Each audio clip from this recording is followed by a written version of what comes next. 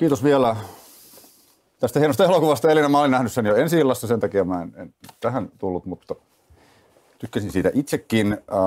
Nyt jatketaan tosiaan puolisen tuntia tämän elokuvan tiimoilta keskustelua ennen kaikkea turvallisuudesta, ehkä myös elinvoimasta ja siitä, miten nämä kaksi asiaa toisiinsa liittyvät.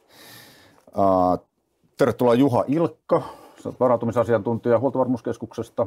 Kiitos. Suna Kymäläinen, kansanedustaja ja Etelä-Karjalan maakuntavaltuuston puheenjohtaja, eikö niin? Kyllä, kyllä. Puolueena on SDP ja sitten Tuomas Lausmaa, Eversti, Rajavartiolaitoksen osastopäällikkö, eikö niin? Kyllä. Ja vielä olit helmikuun alkuun asti Kainuun Rajavartioston komentaja, nyt siis henkilöstöosaston osastopäällikkö Rajavartiolaitoksen esikunnassa. Kiva, että olette päässeet kaikki paikalle. Minä olen siis Petri Raivio, mä olen vapaaehtoistyöntekijä tässä produktiossa ja vedän nyt tämän keskustelun. Teitä kolmea yhdistää se, että te mietitte turvallisuusasioita. Te kaksi nyt varmaan niin kuin päätoimisesti ja sinäkin varmaan ison osan aikaa, Suna Kymäläinen. Niin mä ajattelin nyt ottaa kiinni tästä elokuvasta, jonka näitte äsken siitä turvallisuusnäkökulmasta. Mitä havaintoja päällimmäisenä jäi mieleen? No joo. Nyt kun mä itse ajattelen tätä huoltovarmuuden näkökulmasta, niin miten mä tämän nyt käännän sinne huoltovarmuuteen. Huoltovarmuus on varautumista. Ja Mikael Agrikola 1500-luvulla toi sanan vara Suomeen. Ja siellä se oli toki niin kuin sitä turvallisuutta ja varaudutaan johonkin tulevaan, mutta siellä oli yksi osa oli niin kuin henkinen turva. Ja me edelleen puhutaan niin kuin henkisestä kriisinsietokyvystä. Ja nyt kun mä katsoin tätä elokuvaa, niin se oli se, mitä mulle tuli mieleen, että miten pieni ihminen tässä niin kuin maailmassa oikein pärjää. Tässäkin kun kuuntelin näitä elokuvassa esiintyneitä ihmisiä, kun he pohti niin kuin omaa työtään, pohti omia lapsiaan, pohti kylän turvallisuutta, rajaturvallisuutta, niin kuin globaalia maailmaa, niin se on aika iso paine.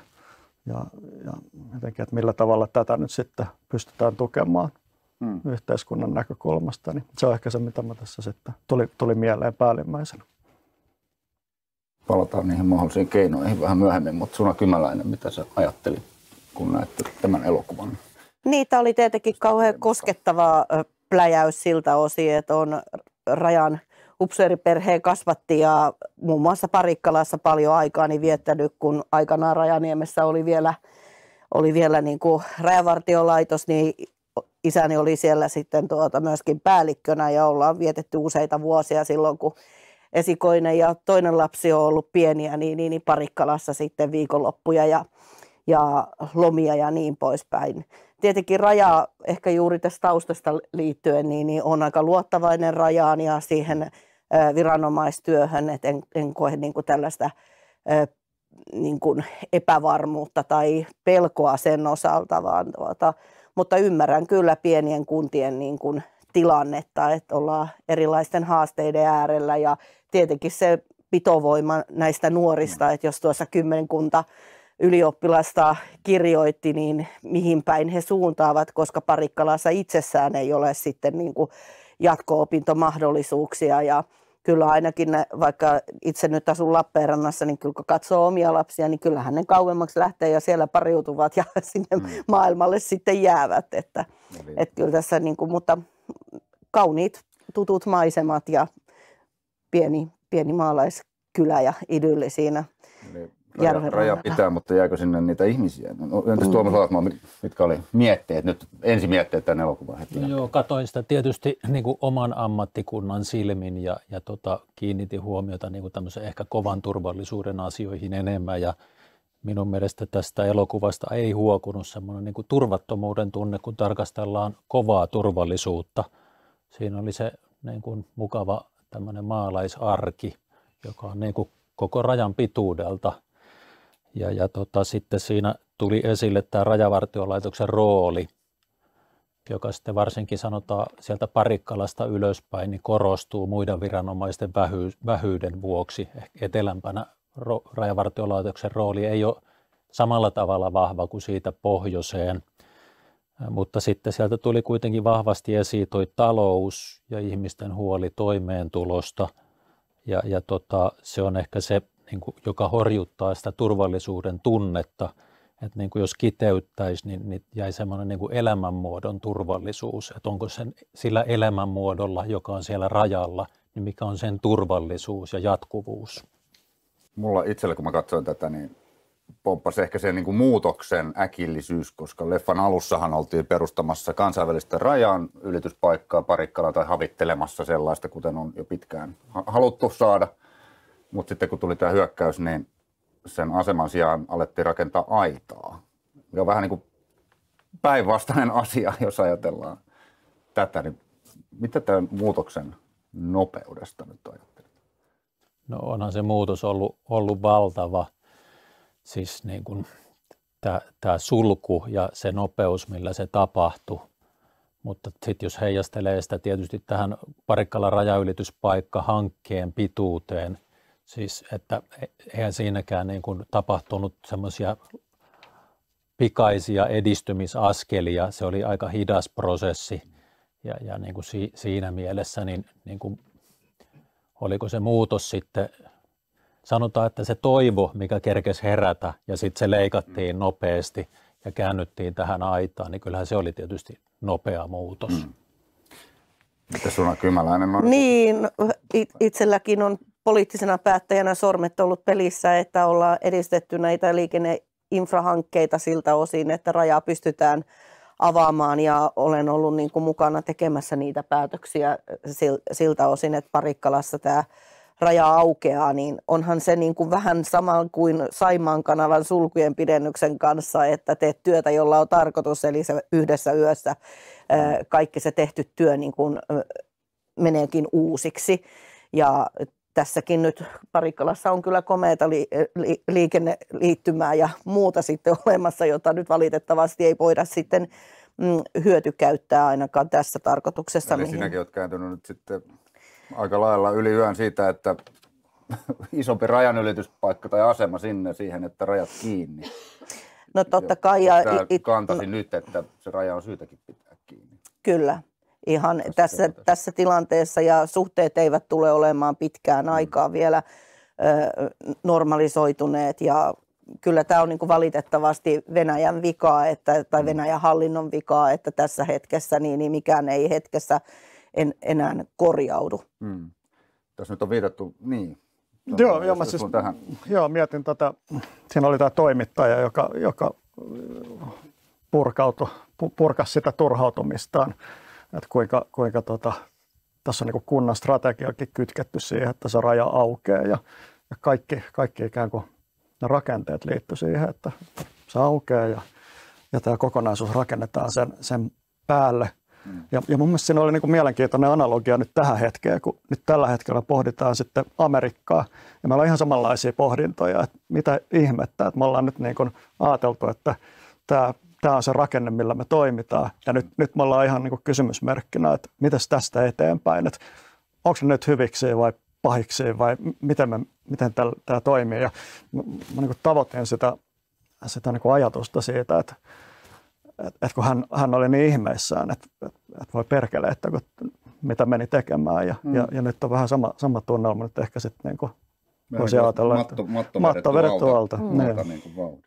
Niin jotenkin tämä maailma on muuttunut niin nopeasti tai nopeiden muutoksien niin kuin, maailmaksi, että ajatellen sieltä, kun lähdettiin koronasta ja sitten tuli tämä hyökkäyssota ja nyt Trump sitten Yhdysvalloissa ja mitä tässä niin kuin tapahtuukaan, että tuntuu, että viikoittain jopa ulkopoliittisesti tapahtuu niin kuin isoja käänteitä, joka vaatii niin kuin sitä ajatuksen uudelleen laittamista. En tiedä sen verran tästä itse dokumentista vielä, että ehkä se oli tietoisesti valittu tähän nämä henkilöt, jotka näkivät tämän rajan aukaisemisen niin kuin mahdollisuutena, koska itse tietenkin poliittisena niin kuin hahmona ja siellä toreilla ja kylillä kiertävänä, niin kuulin myös jo valmiiksi sitä myös niin kuin vastustavaa näkökantaa, että kaikki eivät suinkaan Parikkalassakaan kokeneet sitä vain mahdollisuudeksi, vaan oli vanhoja ehkä pelkoja ja muita sellaisia asioita, jotka vaikuttivat. Nyt tässä on tilanne edennyt tämän elokuvan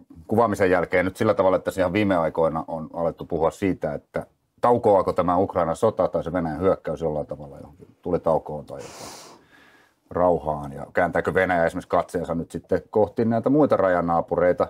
Kuitenkin tuossa elokuvassahan tunnelma oli se, että kaikki suhtautuivat tilanteeseen aika rauhallisesti, vaikka nyt tiedettiin, että siinä ihan naapurissa on hyökkäyssotaa käyvä maa. Niin onko tämä turvallisuuden tunne niin kuin perusteltua? Ollaanko tässä? Niin, no ehkä nyt pitäisi olla enemmän huolissaan, jos kysytäänkö näin päin? Pääsen siihen niin kuin resilienssiin, että meillä nyt on niin kuin sellaista median lukutaitoa, mikä on hyvin vahva Suomessa ja ehkä se niin kuin tiedon hakeminen,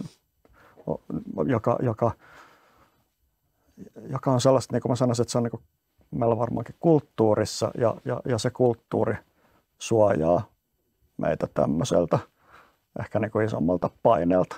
Näin mä sitä ajattelisin, mutta se ei tarkoita sitä, etteikö mitään tarvitsisi tehdä enempää. Että toki meidän pitää turvata se, että se kansalaiset saa oikeaa tietoa, ajankohtaista, ajantasasta tietoa ja edelleen ymmärtää sen, että kaikki tieto ei välttämättä ole oikeaa.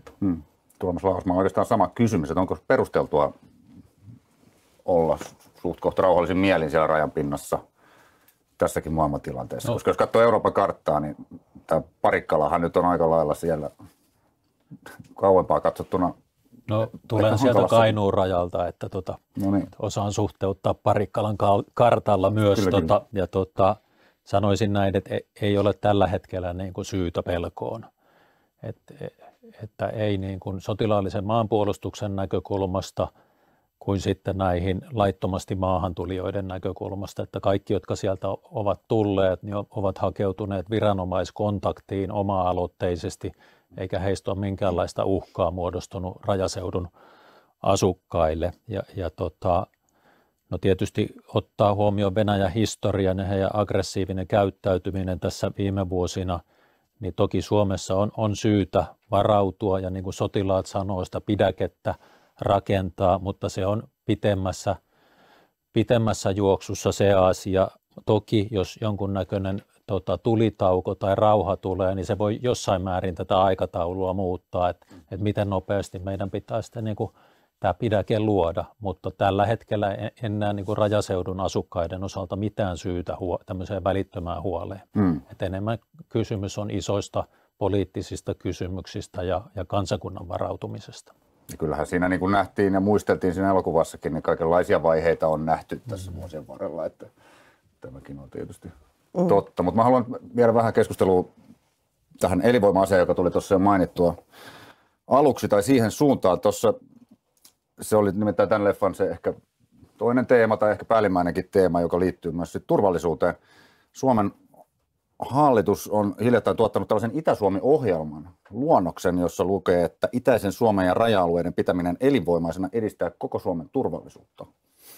Suna Kymäläinen, millä tavalla tämä rajanpinnan elinvoiman hiipuminen heikentäisi Suomen turvallisuutta? Mikä tämä yhteys näiden asioiden välillä on? Niin, no tietenkin jos mennään nyt ihan karskiin kieleen, niin kyllähän niin kuin tyhjässä maastossa vihollinen kaikista nopeasti etenee, että tämä nyt ehkä vähän niin kuin johdantona, mutta onhan se niin, että jos alueella on tulevaisuuden uskoa, siellä säilyy yrittäminen, niin ihmiset haluavat siellä edelleenkin elää, niin onhan sillä niin kuin suuri merkitys jopa niin kuin sen turvallisuuden kannalta, mutta ennen kaikkea sen tulevaisuuden ja ennakoitavuuden myötä.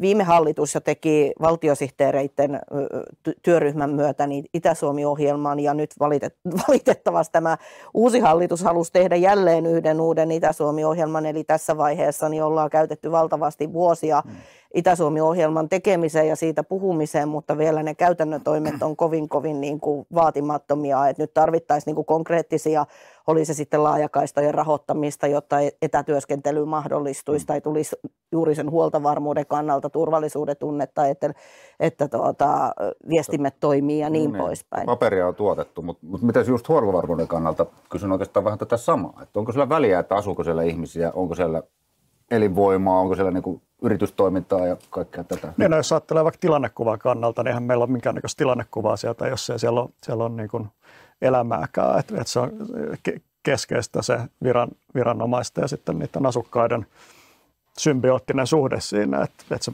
molemmin puolin kyllä palvelee. Että kyllä siinä mielessä on ihan keskiössä, että siellä on ihmisiä ja on liiketoimintaa. Ja tarvitaan niitä investointeja, jotta sinne syntyy työtä. Oli se sitten liikenneinfra ja sen myötä työllistää alueella toimivia yrittäjiä tai mitä ikinä. Joo. Rajan näkökulma tähän. No kyllä se on näin, että että ei saa muodostua tyhjiötä, että meidänkin osalta tässä tilanteessa ne asukkaat ja siellä liikkuvat ihmiset on meidän parhaita sensoreita. Eli ihan omin toimin ei pystytä niitä valtavia alueita koko ajan valvomaan ja kattamaan. Ja jos ihmiset häviää, niin sieltä häviää se infrastruktuuri, johon sitten viranomaisetkin tukeutuvat. Muun muassa siinä tilanteessa, että aluetta pitäisi puolustaa. Ja sitten ne ihmiset siellä, niin heillä on halu puolustaa sitä kotiseutuaan ja elämänmuotoaan. Että jos siellä ei ole ketään, niin haluaako kukaan sitä aluetta puolustaakaan? Tuossahan nähtiin myös Rajan toimintaa toki tuossa elokuvassa. Miten se käytännössä sitten toimii? Että onko se niin, että paikalliset ja rajapinnassa soittelevat, jos näkevät jotain mielestään epäilyttävää tai kiinnostavaa? Niin? No näin se tänä päivänä käytännössä on, että nämä asukkaat soittaa yleensä sinne rajavartioston johtokeskuksiin ja ilmoittaa sitten, jos on epätavallisia liikkujia sillä alueella, että aikaisempaa kulttuuri on ollut paljon se, että on jopa rajamiehet ovat käyneet niiden rajaseudun asukkaiden luona kuulostelemassa kuulumisia ja näin poispäin, mutta täytyy sanoa, että se kulttuuri on jonkun verran vähentynyt jo tänä päivänä, että valvottavat alueet on laajoja ja ei ole samalla lailla aikaa, kuin tässäkin puhuttiin, että ennen oli 10 kilometrin välein ne raja-asemat. Nykyään asemien väli saattaa olla 50-100 kilometriä ja partio ei samalla lailla ehdi sitten asukkaiden kanssa käymiseen. Että toki siellä pysähdytään ja kysellään tien varressa kuulumisia ja näin, mutta pääsääntöisesti niin, että johtokeskuksiin soitetaan, että nyt on semmoista porukkaa liikkeelle, jota ei ole ennen nähty. Tällainen konsulttiyhtiö kuin MDI tekee väestöennusteita ja ne tekee kuntakohtaisia väestöennusteita ja katsoin, että Parikkalan suhteen ennustetaan 27% väkiluvun laskua seuraavan 15 vuoden aikana. Pitääkö tästä olla huolissaan nyt sitten? No, turvallisuusnäkökulmasta. Niin. No jos peilaa tähän äskeiseen keskusteluun, niin totta kai silloin se liittyy siihen tilannekuvan heikkenemiseen, että jos siellä ei ole porukkaa, niin siinä mielessähän se tilanne sitten ei ole niin hyvä kuin mitä se nyt vaikka tällä hetkellä on. Onko tätä otettu huomioon, kun nyt sitten väestökehitystä ja niin kuin kaikkea tätä mietitään, mistä kun on ainakin... No huoltovarmuuden näkökulmasta niin ei ole tämän tyyppistä asiaa tehty. Joo. Pitäisikö? Niin siis kyllä pitää olla huolissaan siitä, jos syntyvyys tai väkiluku vähenee näin rajusti ja se oikeastaan ehkä siinä ensimmäisessä puheenvuorossanikin viittasin näihin kymmenkuntaa ylioppilaaksi valmistuneeseen, että mihin he tulevat sitten tulemaan, että tuleeko uutta väkeä, mutta siinä se onkin ehkä, että kun me ei tiedetä, miten aika muuttuu, että tuleeko sitten tämmöinen aalto maalle taas tai jotain muuta vastaavaa, mitä esimerkiksi korona-aikana muutoksia tuli, että täytyy vaan niin kuin miettiä, että mikä on niin kuin sit se juttu, millä ihmiset saataisiin sinne sitten siirtymään. Mutta ne ihmiset, jotka siellä nyt on, mä luin myös tätä Huoltovarmuuskeskuksen strategiaa ja siinähän yksi teidän 3 uhkakuvasta on laaja-alainen vaikuttaminen. Nyt sitten jos ajatellaan sitä, nimenomaan sitä itärajan pinnan seutua, mikä se uhka tässä suhteessa siellä? Niin, no, laaja-alaisessa vaikuttamisessa sehän on niin kuin hyökkääjällä on työkalupakki, mikä on sitten oikeastaan vain mielikuvituksesta kiinni, että missä se raja menee. On se sitten jonkinnäköistä tiedustelutoimintaa vaikka sähkölaitoksissa tai dronen lennättämistä tai sitten rajalta pyritään tulemaan oikein voimalla sitten jonkinnäköistä pakolaista yli tai kybervaikuttamista. Et siinä mä ehkä niin ajattelisin, että se on sit liittyy tähän, että me Huoltovarmuuskeskus kanssa tällaista niin hybridiuhkaan liittyvää tilannekuvaa ylläpitää ja meillä se tapa on se, että me kysytään niiltä huoltovarmuuskriittisiltä yrityksiltä, että onko tällaisia havaintoja ollut. Asettuuko tämmöinen hupenevan väestön rajan pinta jotenkin alttiimmaksi? No niin, ehkä se nyt sitten liittyy vaikuttamiselle, siihen, jos ajatellaan, siellä on Suna Kymäläinen on puhunut paljon näistä venäläisomisteisista kiinteistöistä esimerkiksi. Siellähän on, no se liittyy sitten siihen, että ehkä, jotka on. Joo, jos ei sitä elinkeinoelämää ole, niin sittenhän se niin kuin, tämmöinen yritys ei välttämättä sitten ole enää huoltovarmuuskriittinen yritys. Niin, eli on vähemmän.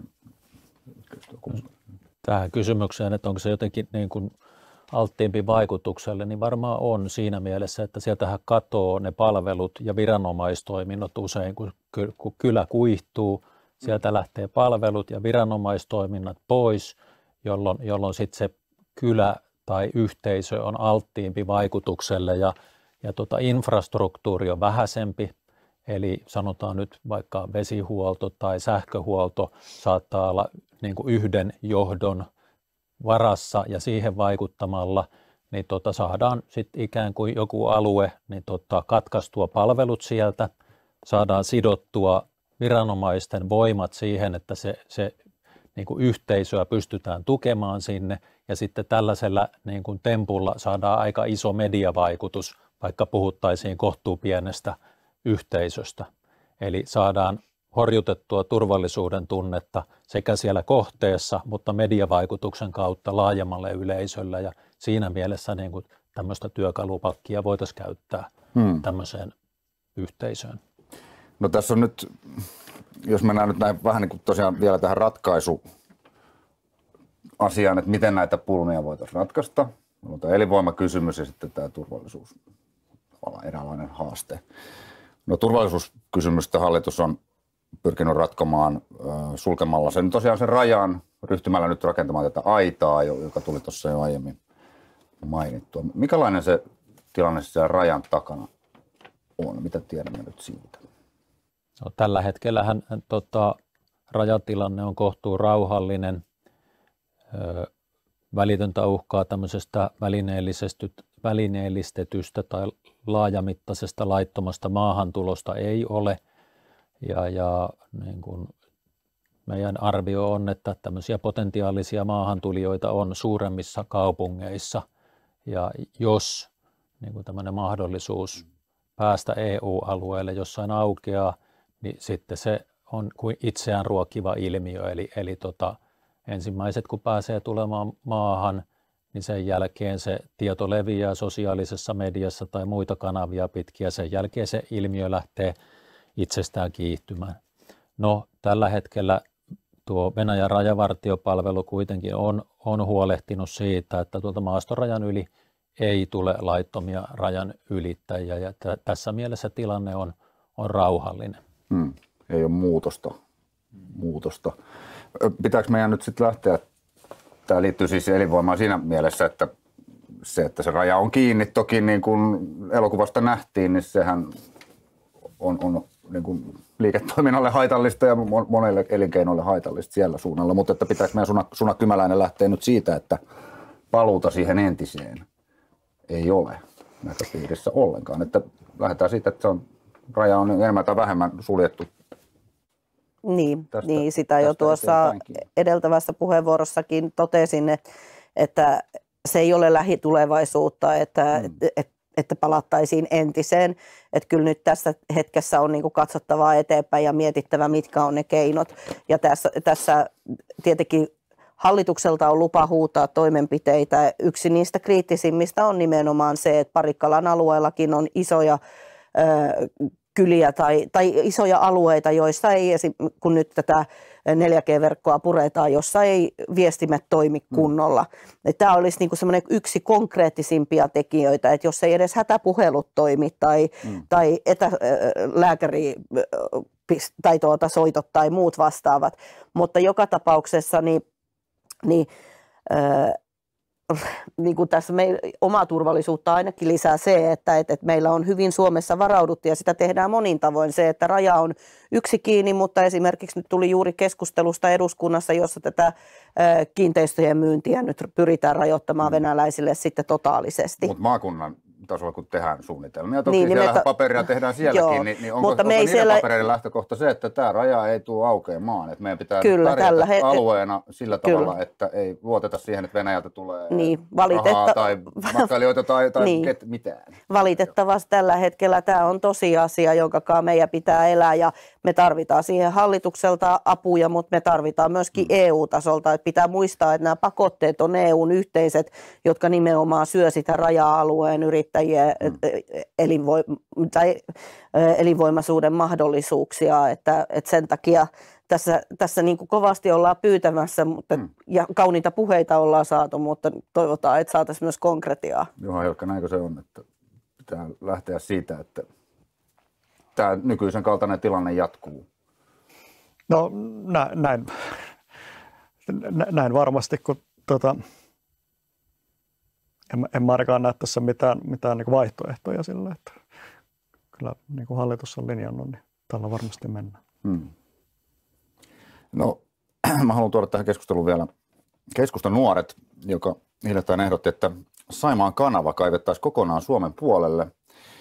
Ja tästä keskustelun ilmapiiristä ehkä kertoo jotain se tapa, jolla nuorten puheenjohtaja Jere Tapio perusteli tätä ehdotusta, nimittäin sitaatti kuuluu näin. Kanavan ehdotettu kulkureitti muodostaisi sotatilanteessa vallihaudan tukemaan puolustustamme hyökkäyksiä vastaan. Minkälaisia ajatuksia tämmöinen vallihauta-ajatus herättää? Mitä se kertoo keskusteluilmapiiristä? Tai onko se löytyykö tälle kannatusta tämän tyyppiselle? Niin se on aina hienoa, että nuoret innovoi ja tulee rohkeita ideoita ja ajatuksia. Se, että mikä on realismia, niin on sitten eri asia ja kyllä eihän nykymaailmassa sota valitettavasti ole sellainen, että sitä vallihaudoin estettäisiin, että kyllä jos puhutaan sitten niin ikävästä tilanteesta, että oikeasti soditaan, niin se voi tapahtua kovin kaukana ohjaillen, että on nämä laitteet niin paljon kehittyneet, että sitä ei enää niin fyysisesti tuolla maastossa sodita, kun me tiedetään se, mutta juuri näin. No joo, tämmöistä eristäytymisajatusta. Mutta ihan hauska mielikuva sinällään. Joo, eristäytymisajatusta ja muistelen, että en lukenut juttua, hymähdin tälle otsikolle silloin siitä vallihaudasta, että ei sillä juuri sotilaallista merkitystä varmaan olisi, mutta ajatushan siinä oli kaunis, että saataisiin se taloudellinen hyöty, mikä nyt niin kuin Saimaan kanavasta jää hyödyntämättä. Niin, sehän oli ilmeisesti elinvoimaehdotus pohjimmiltaan, mutta ehkä puettu turvallisuus kaapuun, joka tuntuu nyt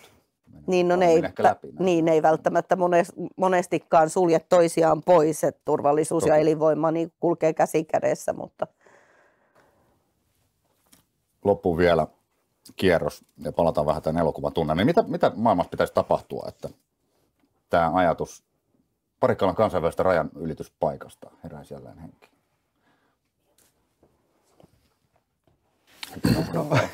Uskaltaa ottaa tähän kantaa. Pitäisikö se Venäjän hyökkäyssota nyt ensimmäisenä loppua ennen kuin se tällaiseen keskusteluun voitaisiin lähteä? Ehkä sitä kautta lähtisi purkamaan tätä tilannetta.